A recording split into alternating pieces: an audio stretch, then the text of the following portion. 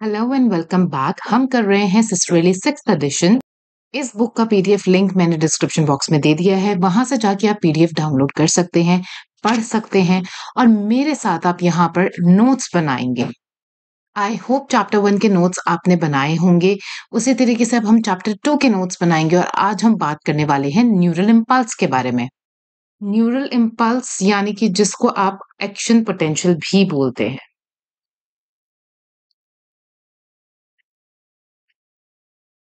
Right.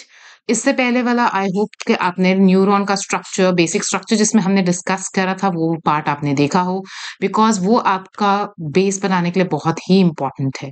उसी के बाद आप न्यूरल इम्पल्स को अच्छे से समझ पाएंगे। सो अगर आपने पार्ट 1 नहीं देखा है इसका, I would request you to go and see part 1। Now जैसे कि आप न्यूरॉन के बेसिक स्ट्रक्चर्स से वाकिफ हैं, आप जानते हैं कि ये एक न्यूरॉन का बेसिक स्ट्रक्चर होता है। दीज ब्रांच लाइक स्ट्रक्चर, ये जो निकला हुआ है बाहर, ट्री लाइक ब्रांच लाइक है, इसको बोलते हैं डेंडराइट्स। This also you know, right? Now, today we are going to talk about neural impulse, which means that how neurons communicate, how they pass on the message. That is what we are going to understand in today's video, right? So, हम basically बात करने वाले हैं, मैं outline draw कर देती हूँ. This part of the body. I told you this is the cell body, which is known as soma. ठीक है, ये आपको बेसिक स्ट्रक्चर में ये सब पता होगा, ये मैंने आपको बताया था। This is soma which is known as cell body, right. तो ये जो सेल बॉडी है, सेल की बॉडी है तो सेल मेम्ब्रेन भी होगी, राइट। सो ये जो आप यहाँ पे डिमार्केशन देख रहे हैं, ये जो है ये सेल मेम्ब्रेन है, ठीक है। This is the membrane of a cell. और न्यूरो डेंड्राइट्स क्या करते हैं?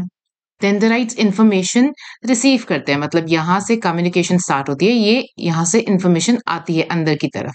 तो इंफॉर्मेशन जब आती है, डेंड्राइट रिसीव करते हैं, उसके बाद वो जाएगी सोमा सेल बॉडी को पास करेगी, एंड देन आपका ये है माइलिन शीथ और ये एक्सॉन है। Wait a minute.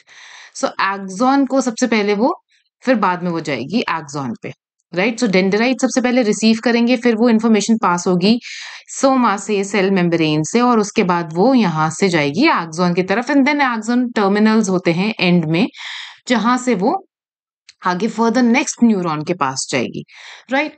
सो ये एक बेसिक हमने समझा था चीजों को। आज जो हम बात करेंगे, आज हम बात करेंगे एक्शन पोटेंशियल की,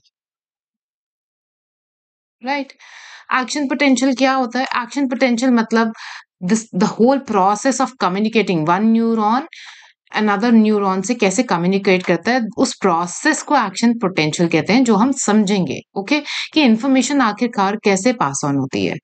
उसके लिए आपको ये समझना जरूरी है, मैंने आपको बताया था कि सेल के अंदर एक न्यूक्लियस होता है, ये आप देख रहे हैं यहाँ पे न्यूक्लियस है रेड कलर का।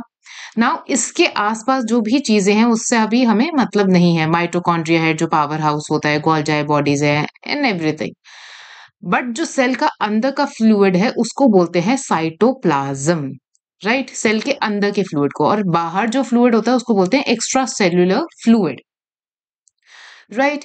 सो इंफॉर्मेशन डेंड्राइट्स के पास आई, और ये जो सेल मेम्ब्रेन है, अब हम डेप्थ में डिटेल में इसको समझेंगे कि सेल मेम्ब्रेन के साथ क्या होता है, वो कैसे इंफॉर्मेशन को रिएक्ट करती है, कैसे लेती है, और कैसे पूरा वो जो इंफॉर्मेशन है सेल मेम्ब्रेन के थ्रू होते हुए, सेल के थ्रू होते हुए, यहाँ पे हमारा एक होता है एक्सन हिलक, ठीक है, वहां से, और फिर उसके बाद पूरे आपके एक्सॉन से ट्रैवल करके एंड में जाता है एक्सन टर्मिनल पे, और वो नेक्स्ट न्यूरॉन को देता है। और ये इस तरीके से काफी चेन चलती है, one neuron another neuron another neuron, because we have billions of neuron, right.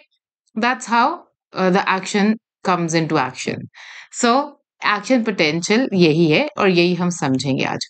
ना अब सेल मेम्ब्रेन आप समझ गए, हम किस चीज को हम डिटेल में जूम करके पढ़ने वाले हैं, ये जो outer layer cell cell membrane. अच्छा, अब जब न्यूरॉन कम्युनिकेट नहीं कर रहे तब क्या कर रहे होते हैं? भाई ऐसा थोड़ी ना है कि हर समय कुछ ना कुछ कुछ ना कुछ कुछ ना कुछ चल ही रहा है। रेस्टिंग स्टेट पे भी होते हैं। जब एक न्यूरॉन रेस्टिंग स्टेट पे होता है तो उसको बोलते हैं रेस्टिंग पोटेंशियल, राइट। और न्यूरॉन चाहे रेस्टिंग स्टेट पे हो चाहे एक्टिव स्टेट पे हो, ये आपको याद रखना है कि वो हमेशा इलेक्ट्रिकली चार्ज होते हैं।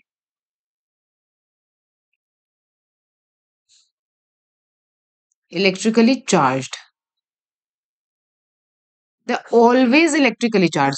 ये जरूरी नहीं है कि कुछ एक्टिविटी होगी तो उसमें इलेक्ट्रिकल चार्ज आएगा, but they are always this some kind of electrical charge neuron में होता ही है।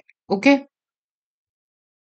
नाउ ये जो सेल है, सेल के अंदर का जो एटमॉस्फेयर है मोस्टली नेगेटिव होता है, मोस्टली नेगेटिव होता है सेल के अंदर का। और सेल के बाहर जो मैंने आपको बताया था, जैसे सेल के अंदर ये साइटोप्लाज्म है, तो आप एक तरीके से कह सकते हैं यहाँ पे जोर most of the time negative charge मिलेगा आपको, आयंस का। और जो बाहर एक्स्ट्रा सेलुलर फ्लूइड होता है वहां पे आपको ज्यादातर मिलेगा पॉजिटिव चार्ज। ठीक है जी, इतना तो आप समझ लो, बेसिक बेसिक। मैं आपको पॉइंट वाइज हर एक चीज बता रही हूँ सो दैट आप पॉइंट वाइज लिखेंगे अपने रजिस्टर में। और अभी मैं आपको नेक्स्ट स्लाइड पे रिटन मटेरियल भी दूंगी, you can just jot it down pause करके। तो आप पॉइंट वाइज चीजों का लिखेंगे तो आप कभी कुछ मिस आउट नहीं करेंगे and it will be easy for you to remember कि किसके बाद क्या हो रहा है, क्या हो रहा है, क्या हो रहा है। ठीक है, पहले एक बेसिक स्ट्रक्चर समझ के then we will go into depth of understanding. तो अब भी जो है अंदर जो है नेगेटिव चार्ज है साइटोप्लाज्म के अंदर, और बाहर जो है सेल का जो एक्स्ट्रा सेलुलर फ्लूइड है वहां पे है we have positive charge, right. Now ऐसा है क्यों होता है, ऐसा होता है बिकॉज ऑफ डिफ्यूजन। डिफ्यूजन क्या होता है, डिफ्यूज करना, फैल जाना, राइट। सो डिफ्यूजन में क्या होता है, जो आयंस होते हैं, जैसे बाहर पॉजिटिव आयंस है अंदर नेगेटिव आयंस है, तो जो आयंस होते हैं वो हाई से लो कॉन्सेंट्रेशन की तरफ मूव करते हैं। ठीक है, डिफ्यूजन का मतलब ये है कि आयंस जो हैं हाई कंसंट्रेशन से लो कंसंट्रेशन की तरफ मूव करेंगे। Another term that I want you to remember is electrostatic pressure।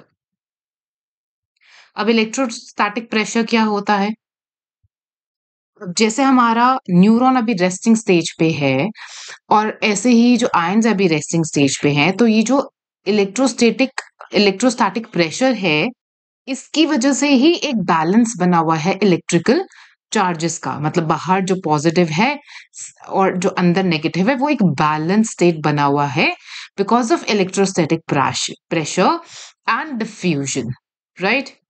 और जो हमारी ये सेल की मेम्ब्रेन है, ये सेमी परमिएबल होती है। क्या होती है, सेमी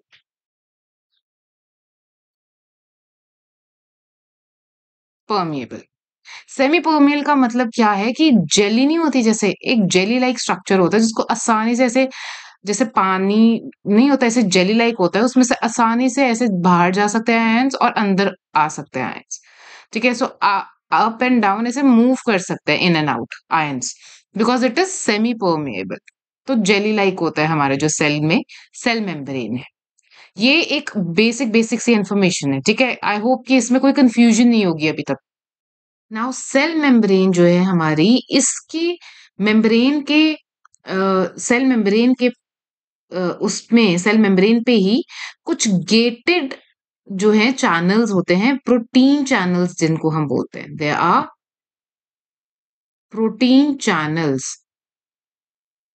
प्रोटीन चैनल्स के थ्रू ही आयंस बाहर से अंदर आ सकते हैं और अंदर वाले बाहर जा सकते हैं। इन एंड आउट जो मैंने आपको बताया कि आयंस मूव करते हैं क्योंकि सेल की जो मेम्ब्रेन है सेमी परमेएबल है, right.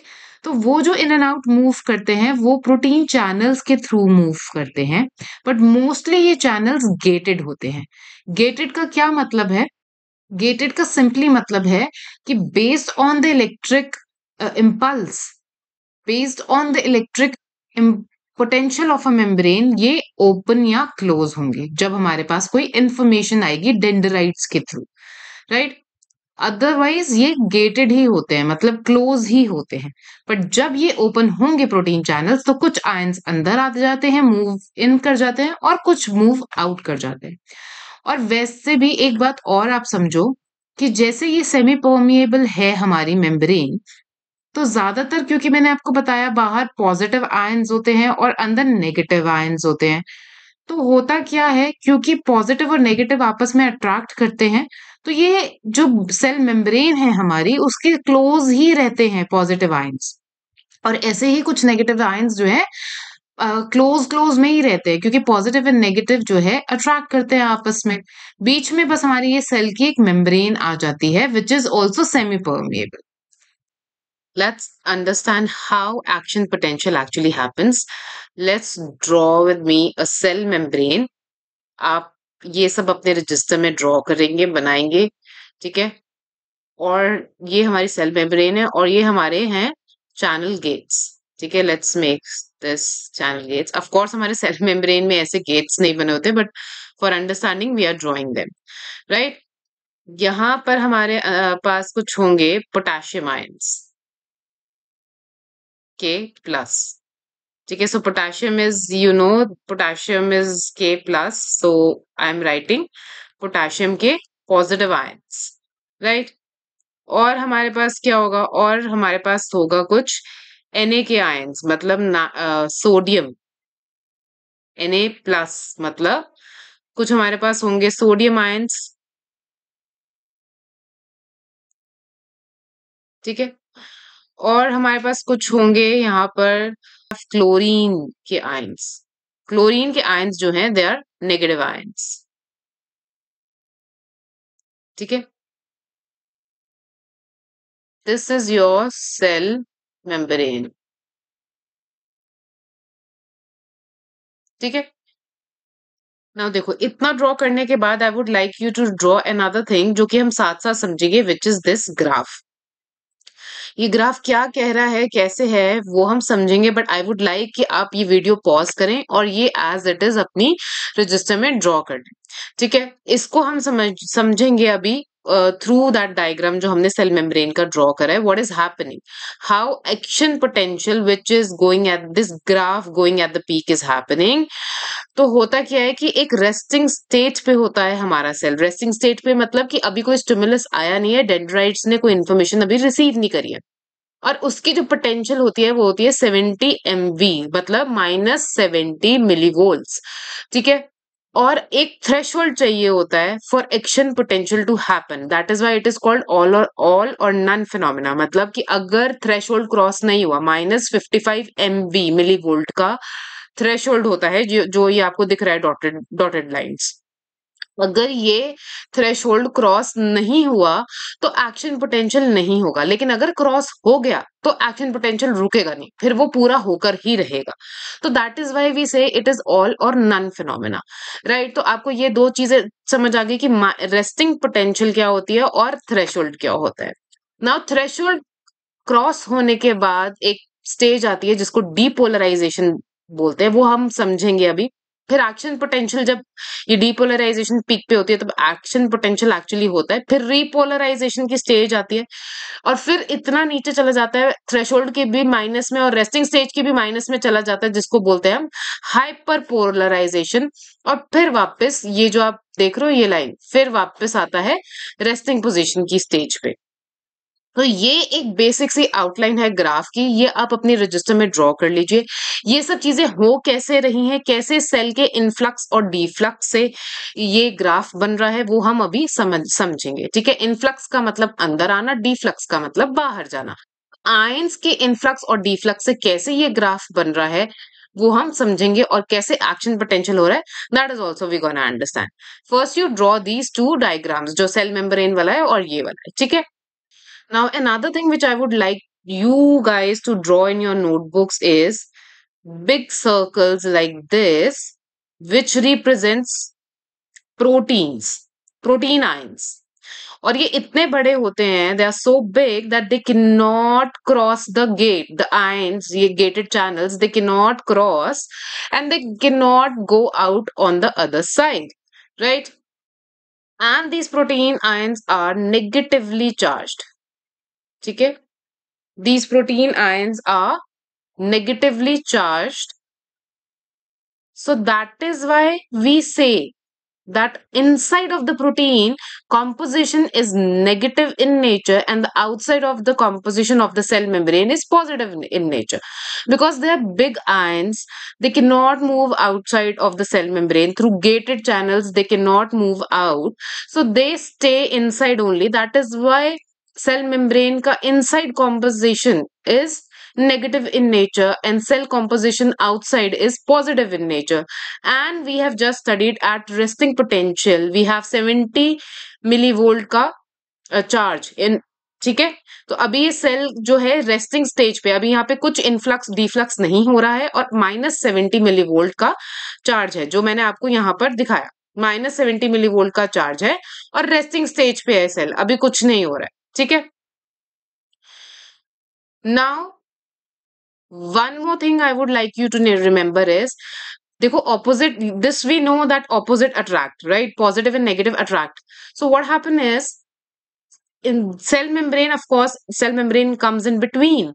What happen is, because positive and negative attract, cell ये जो gated channels हैं, right? These are the gated channels, these squares that we have drawn. So most of the sodium ions, ठीक है, most of the sodium ions you will find clustering around the cell membrane. और positive, ये जो negative है अंदर का charge तो negative ही है सेल मेम्ब्रेन का, दैट इज वाई, क्योंकि नेगेटिव और पॉजिटिव अट्रैक्ट करता है, इसलिए सेल मेम्ब्रेन के आसपास ज्यादातर जो क्लस्टर होता है वो Na+ का होता है, मतलब सोडियम आयंस का होता है, राइट? तो ये आप याद रखेंगे।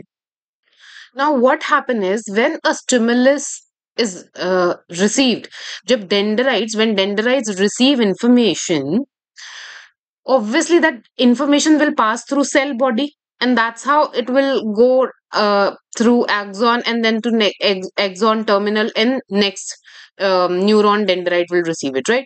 So what happen is, when the dendrite receives information and that information is strong enough in stimulus, वो जो information है, that information is has become strong enough influence to generate action potential, मतलब अगर -55 मिलीवोल्ट का cross कर दिया threshold तभी action potential होगा। तो अगर वो जो इन्फॉर्मेशन है वो स्ट्रॉन्ग इतना स्टिमुलस है कि उन्होंने -55 मिलीवोल्ट का थ्रेशोल्ड क्रॉस कर दिया है, तो होगा क्या, ये जो गेटेड चैनल है ये एकदम से ओपन हो जाएंगे और यहाँ से इनफ्लक्स होना शुरू हो जाएगा Na आयंस का, ठीक है। Na आयंस अंदर आने शुरू हो जाएंगे। Na आयंस के अंदर आने से क्या होगा, यहाँ पे अगर जब Na आयंस आना शुरू हो जाएंगे, और प्रोटीन, मैंने आपको बताया कि ये जो प्रोटीन आयंस है ये बाहर नहीं जा सकते क्योंकि इनका साइज बहुत बड़ा है, ये सेल इन गेटेड चैनल से सेल मेम्ब्रेन्स के बाहर नहीं जा सकते, तो ये तो अंदर ही रहेंगे। बट पोटेशियम भी कुछ अंदर है हमारे पास, तो हमारे पास Na+ भी हो गया, K+ भी हो गया। अब इतना ज्यादा Na, क्योंकि ये मैंने आपको बताया था क्लस्टर करता रहता है सेल मेम्ब्रेन के आसपास, है ना। सेल मेम्ब्रेन का इनर एनवायरनमेंट ऑलरेडी नेगेटिव था, तो जिसकी वजह से Na घूमता रहता था, आसपास ही क्लस्टर करता रहता था। So that is why now Na जैसे ही हिट करा सेल मेम्ब्रेन तक इंफॉर्मेशन आई, ट्रिगर आया, वो थ्रेशोल्ड क्रॉस हुआ, तो सेल मेम्ब्रेन के गेटेड चैनल्स ओपन हो गए और यहां से अंदर आ गया फटाफट Na+। अब सोडियम जब अंदर आ गया और पोटेशियम भी काफी अंदर है अभी, तो क्या हो गया, एकदम से जो स्टेज आती है वो स्टेज आती है डीपोलराइजेशन की, मतलब थ्रेशोल्ड क्रॉस हो गया और एकदम से जो है +50 या 40 मिलीवोल्ट तक आपका चला गया, वोल्ट मिलीवोल्ट तक चला गया और एक्शन पोटेंशियल यहाँ पर होता है। इस टाइम पे सेल का जो चार्ज है वो नेगेटिव से पॉजिटिव में कन्वर्ट हो जाएगा, क्योंकि यहाँ पे लॉट ऑफ Na+ आ गया, तो यहाँ पे सेल का पॉजिटिव से जो है नेगेटिव से पॉजिटिव हो जाएगा सेल का चार्ज, और जैसे ही वो पॉजिटिव होगा ये स्टेज हम बोलते हैं डीपोलराइजेशन, मतलब हिल गया वो सारा और डीपोलराइज हो गया। तो डीपोलराइजेशन होके यहाँ पे सेल का जो चार्ज है वो -70 MV से प्लस में चला गया, +40 या 50 MV हो गया, ठीक है। इतना समझ आया आपको कि किसी डेंड्राइट्स ने जब इंफॉर्मेशन रिसीव करी और वो स्ट्रॉन्ग इनफ स्टिमुलस था, उसने सेल मेम्ब्रेन को डिस्टर्ब करा, जिस डिस्टर्बेंस की वजह से Na+ गेटेड चैनल से अंदर आ गया, और प्रोटीन चैनल्स तो फैट इतने थे कि बाहर नहीं जा सकते थे, तो अंदर सेल मेम्ब्रेन का एनवायरनमेंट जो -70 MV था वो बदलकर अब 40 to 45 MV हो गया, मतलब पॉजिटिव हो गया, जिस स्टेज को हम बोलते हैं डीपोलराइजेशन की स्टेज। ठीक है, इतना समझ आया ना? जैसे ही ये अंदर आता है, इधर से बाद में सेकंड गेट से क्या होता है, ये बाहर जाना शुरू कर देता है। ठीक है, हमारा ये K+ मतलब पोटेशियम फ्लक्स आउट होना शुरू कर देता है। तो इनफ्लक्स हो रहा है सोडियम का, और इधर से यहाँ से ये पोटेशियम भाई साहब जी भी बाहर जा रहे हैं। नाउ जैसे ही पोटेशियम बाहर जाना शुरू करता है, अगेन सेल का जो इनर एनवायरनमेंट है, जो कॉम्पोजिशन है, वो वापस से नेगेटिव हो जाता है, क्योंकि प्रोटीन आयंस ज्यादा है, प्रोटीन आयंस डोमिनेट कर रहे हैं, और हमारे पास जो है Na+ है। तो अगेन से बैलेंस आउट होके वो फिर से उस स्टेज पे आ जाता है कि माइनस मतलब इन्वायरमेंट अंदर का नेगेटिव होने लगता है। दैट इज व्हेन ये पोलराइजेशन की स्टेज होती है। और जब तक ये पोटेशियम हमारा बाहर जाता है, तब तक जो है हमारे यहाँ के गेट क्लोज हो जाता है। ठीक है, यहाँ से Na अंदर आना बंद हो जाता है, जिसकी वजह से फिर से सेल मेम्ब्रेन का जो है नेगेटिव जो हुआ था वो हाईली नेगेटिव हो जाता है, जिसका मतलब है कि हाइपर पोलराइजेशन हो जाती है, मतलब जो हमारी रेस्टिंग पोटेंशियल थी उससे भी नीचे चला जाता है। I think highly hyperpolarisation is -80 MV के अराउंड होता है। ठीक है, तो वो थोड़ा सा डिप आ जाता है फिर से। क्यों? क्योंकि यहाँ से तो गेट क्लोज हो गया, यहाँ से अब और Na अंदर नहीं आएगा, पर जो हमारा K है, पोटेशियम है, यहाँ से वो अभी भी बाहर जा रहे हैं भाई साहब। ठीक है, तो क्या हो गया, और ज्यादा नेगेटिव हो गया, तो वो एक डिप, ये जो आप देख रहे हो हाइपर पोलराइजेशन का, वो यही स्टेज है। ठीक है, नाउ अब होगा क्या कि बाद में ये चैनल गेट्स भी बंद हो जाएंगे, और अभी जो कॉम्पोजिशन है वो रिवर्स हो जाती है इस टाइम पे। हम ये हाइपर पोलराइजेशन वाली स्टेज की मैं बात बता रही हूँ। हाइपर पोलराइजेशन में जब डिप हो जाता है, रेस्टिंग स्टेज से भी नीचे चला जाता है, तो ये भी चैनल गेट क्लोज हो गया। अब कॉम्पोजिशन सेल की क्या होगी कि अंदर जहां पहले पोटेशियम आयंस थे, अब वहां अंदर आपके सोडियम आयंस हो गए, और बाहर चला गया था पोटेशियम सेल मेम्ब्रेन के, तो बाहर हो गए पोटेशियम के आयंस। और ये कॉम्पोजिशन तो ऑब्वियसली ओरिजिनल कॉम्पोजिशन नहीं है, तो how to get back to resting potential वाला स्टेज, क्योंकि ये तो अभी हम डिप में है ना, हाइपर पोलराइजेशन पे स्टेज है, तो वापस हम कैसे आएंगे अपने रेस्टिंग रेस्टिंग पोटेंशियल वाली स्टेज पे? सेल कैसे आएगा? उसके लिए सेल यूज करता है एटीपी, जिसको एटीपी पंप भी करके बोलते हैं। ये आपकी सिसरेली की बुक में मेंशन नहीं है, but this is how energy को यूज करके आपकी बॉडी की आप ये समझो कि आपकी बॉडी की एनर्जी को यूज करके जब सारे गेट्स क्लोज हो जाते हैं, तो इट्स लाइक कि अरे तुम तो मेरे घर में कैसे घुस आए, निकलो घर से बाहर। तो ऐसे वो जो है अपना सेल मेम्ब्रेन जो है गेट्स क्लोज होने के बाद एटीपी को यूज करके वापस रिवर्सल करता है, के को वापस अंदर ले लेता है, पोटेशियम को, और एन ए को बाहर निकालता है। जो ओरिजिनल कॉम्पोजिशन थी सेल की, वो ओरिजिनल स्टेट पे आ जाती है बाय यूजिंग एटीपी। समझे कि नहीं? और अभी क्या हो गया, जब ऐसे हो गया एटीपी के यूज से, तो वापस जो है रेस्टिंग पोटेंशियल पे हमारा आ जाता है सेल, एंड अगेन अगर कोई स्टिमुलस आएगा तो it is ready to fire again. Gun दोबारा लोड हो जाती है फायर करने के लिए। ठीक है, ये पूरा होल प्रोसेस है। इसमें अगर कोई कंफ्यूजन है तो पूछो, you can ask me in the comment section, I will answer you. This is how basically it works. देखो एक बारी थोड़ा सा छोटा सा जल्दी से क्विक रिवीजन कर लेते हैं कि एक्चुअली हो क्या रहा है। डेंड्राइट्स हमारे इन्फॉर्मेशन रिसीव कर रहे हैं, वो जो इन्फॉर्मेशन है, अभी हमारा सेल जो है रेस्टिंग स्टेज पे था जब तक इन्फॉर्मेशन रिसीव नहीं की थी, मतलब -70 मिलीवोल्ट्स पे था।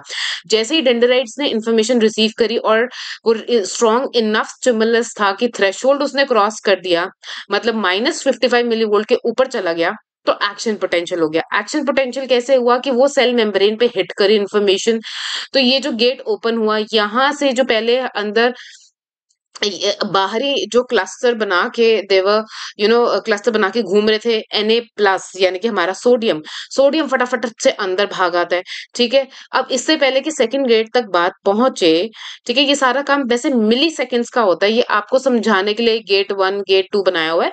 ऐसे कोई हमारे वहां पे बाइफिकेशन ऑफ कोर्स नहीं है। बट जैसे ही ये Na+ अंदर आया, उस टाइम पे क्या होता है कि सेल का जो कॉम्पोजिशन है नेगेटिव से पॉजिटिव में चेंज हो जाता है, विच इज द डीपोलराइजेशन की स्टेज। मतलब +50 या 50 मिलीवोल्ट्स पे चला जाता है, और यहाँ पे भाई साहब जी एक्शन पोटेंशियल होते हैं।